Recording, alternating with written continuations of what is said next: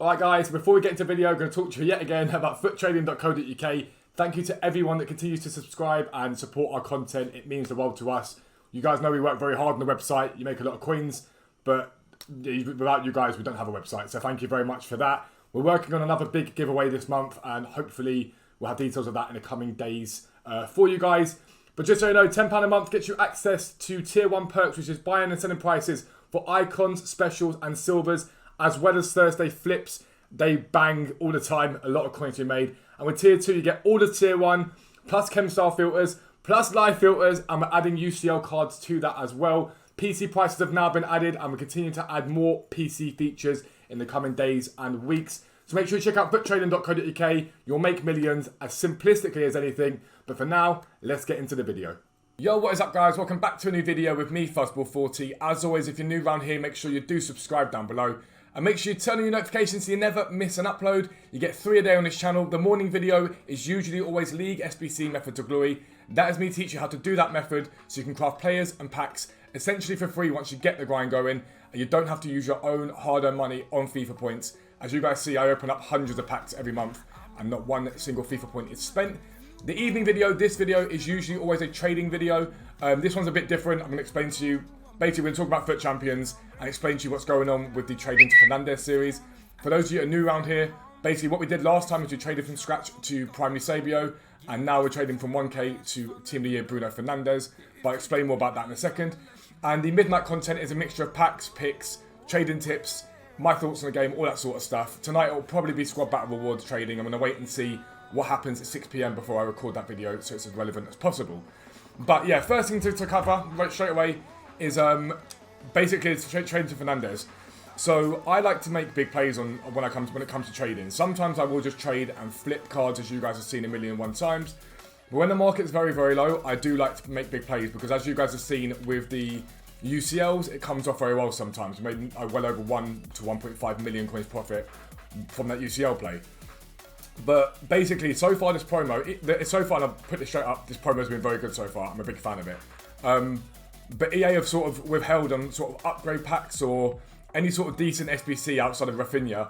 And so what I did, and what is good, and it's a great play, is gone out and bought 82 rated cards because they're very, very low right now. And whenever that decent SBC comes out, every single promo, the market bounces and 82s do extremely well. The other thing that I went and did was I bought into 84 rateds, basically at the lowest price they've been in a long time. So Eunice, for example, these the Pools, that Keen, they are all the cheapest 84 rated informs on the game at the moment. And so the moment that SBC comes out, the demand to Team of the Week, they are going to go up in value. The problem is when I do this for content creation purposes, I could be waiting a long time for these cards to rise if EA don't drop anything. It's very reliant upon EA. And so I'm probably going to have to change up what I'm doing with this because I like to make sure you guys have got the same sort of videos you come to expect every day, which at the moment is League SBC in the morning and the afternoon is Trading to Fernandez while I teach you guys how to do what I'm doing. When I do a play like this, it makes it very difficult to do both. League SBC doesn't work very well because my transfer pile's full and it means I can't really open packs. And Trading to Fernandez doesn't really move forward. What happens is it stagnates for maybe a day or two and then booms because this comes off. And so today I'm going to be debating how I do this. I may just get out of this and basically go again. I'm not sure at the moment. What I have done so far is overlist these cards or mass list them. It's okay to mass list cards if you're mass listing them well above the price they are on the market currently.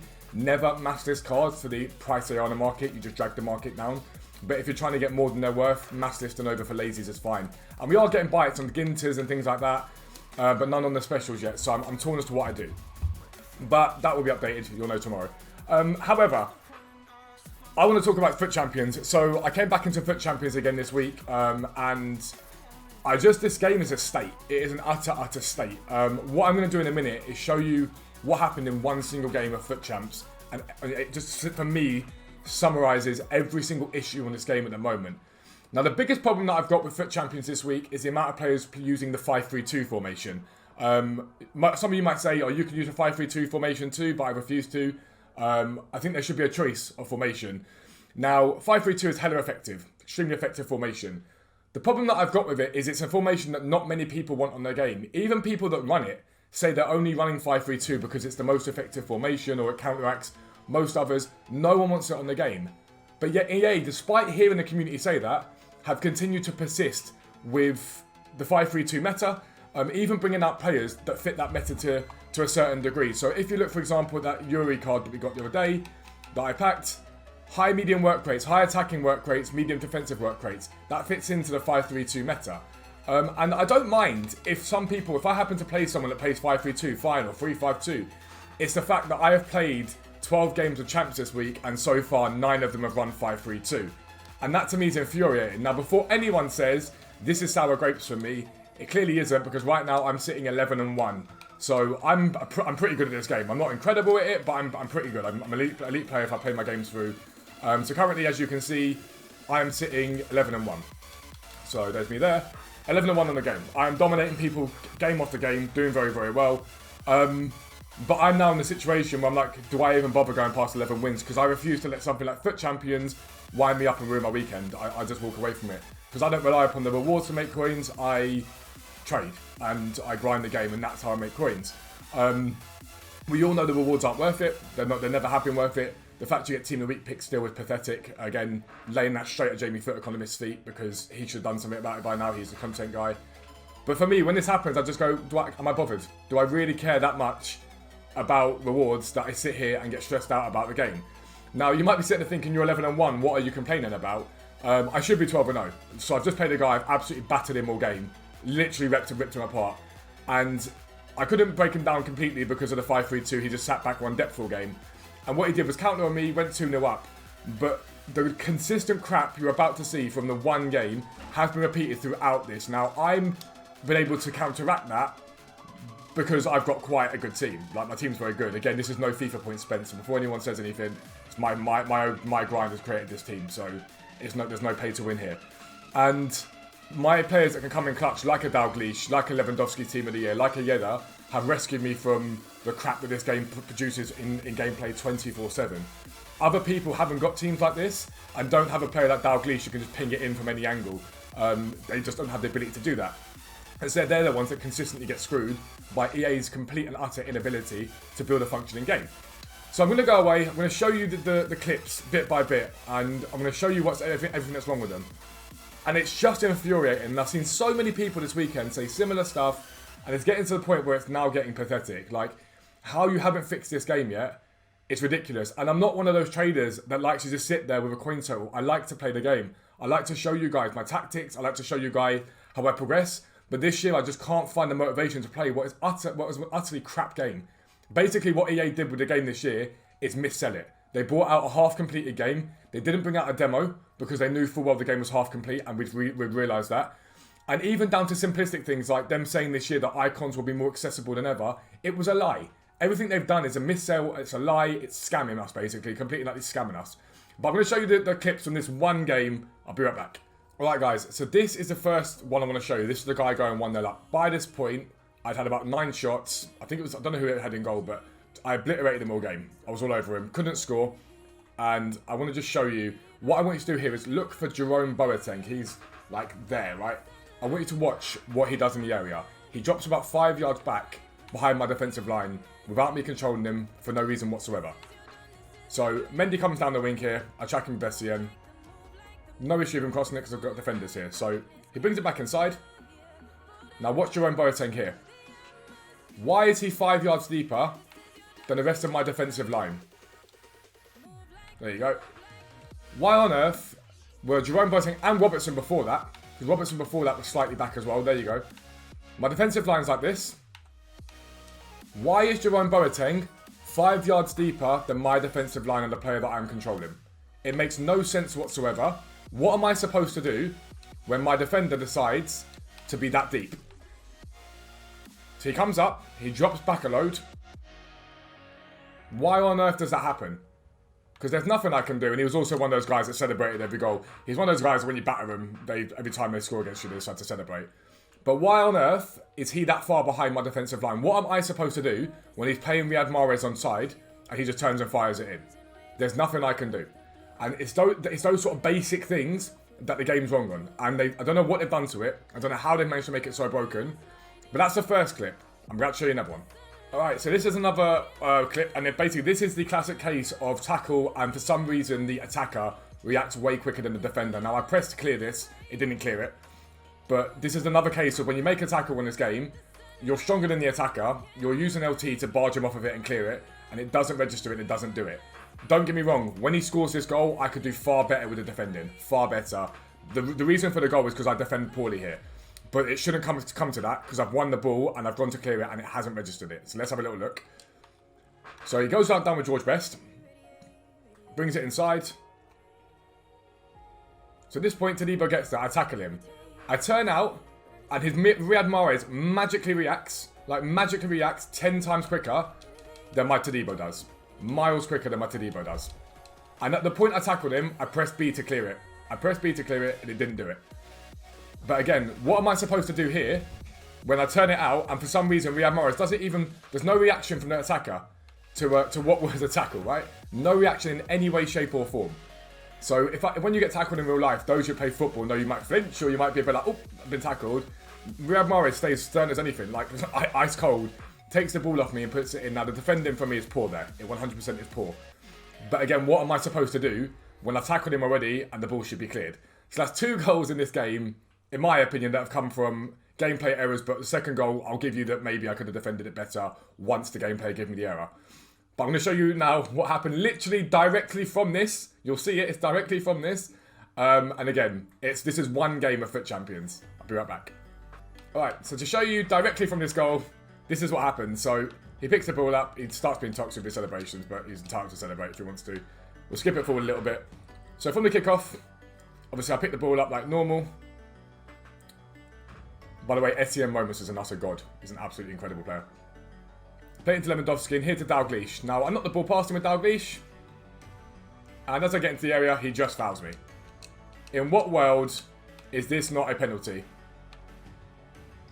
I knock it past him, and he just runs into me. You see the leg come out as well. He presses B, so you know full well he's gone to tackle me. This isn't one of those ones where he's just randomly ran into me. If you watch the defender's foot, he stepped into it and he's pressed B. So that's... In what world? In what world is that? I mean, see, yeah, it is in the area. In what world is that not a penalty? The ball's gone past him. That's literally the perfect screenshot, and he's just pressed B directly into me. So at that point, I've got a chance to 2-1. But no, I don't get the penalty. And again, one game of FUT Champions and all these sorts of issues. And it's getting to the point where I'm like, what is the point? Why bother? Now I'm 11-1. Some of you sit there and go, what are you moaning for? But I want to be elite again. I want to be hitting elite. But I just can't be bothered to play the game. I can't be bothered to play the game when it's just utter crap like this. But again, we'll continue. I'll be right back.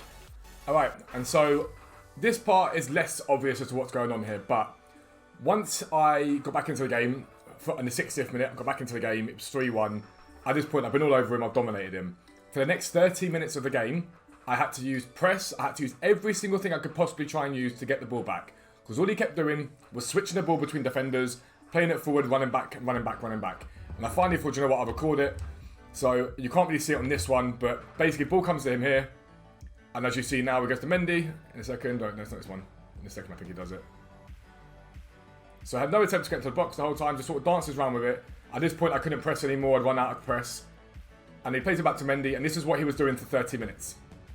Just running it back towards his goal. Just kept doing that. And now I'll show you again. If I go to recent captures, I've recorded the next part of it as well. Let me just move it forward. I think I did it later. And again, all he does then was run it back to his box and kept running it back. This is me taking screenshots of it basically. He just kept running it back. And so what am I supposed to do when at 3-1, I get back into the game, and the mechanics of this game means he can just switch it amongst his box. He was just doing that the whole time. There's nothing I can do. Dancing around on the spot, I was getting near him, I used press, I used everything, nothing to get the ball back. Because he just kept going here, back to the keeper, back to a defender, back to another defender, back to keeper. Go forward a little bit, back to defender, run back towards goal. For half an hour. For half an hour of the game time, he did that. And again, I just say to myself, what is the point? Why do I bother playing this game? Because if that's the way the game works, then why bother? I just teach you guys to trade, play some Div Rivals in the week and have a bit of fun, because the Champs rewards ain't even worth it anyway. We'll just play drafts, win a few drafts and get the same rewards anyway. But I'm going to show you one more clip now, and that clip literally happened while I was recording this. My little brother, you might have heard some clicking, he's playing next to me, having a very good weekend as well, in terms of his Champs weekend. I'm going to show you a miss that he's just done with Neymar, and there's nothing more he could do to score that goal. And I'm telling you now, this is why I genuinely believe there's some form of scripting in this game. I will be right back. Alright guys, and this is one of the more simplistic ones. So steady, slow, build-up play, waiting for the defender to make a mistake. It's exactly what you've got to do this year with how defensive everyone is. I mean, it's been defensive for the last few years. But you've got to be patient, and so Sean was very patient.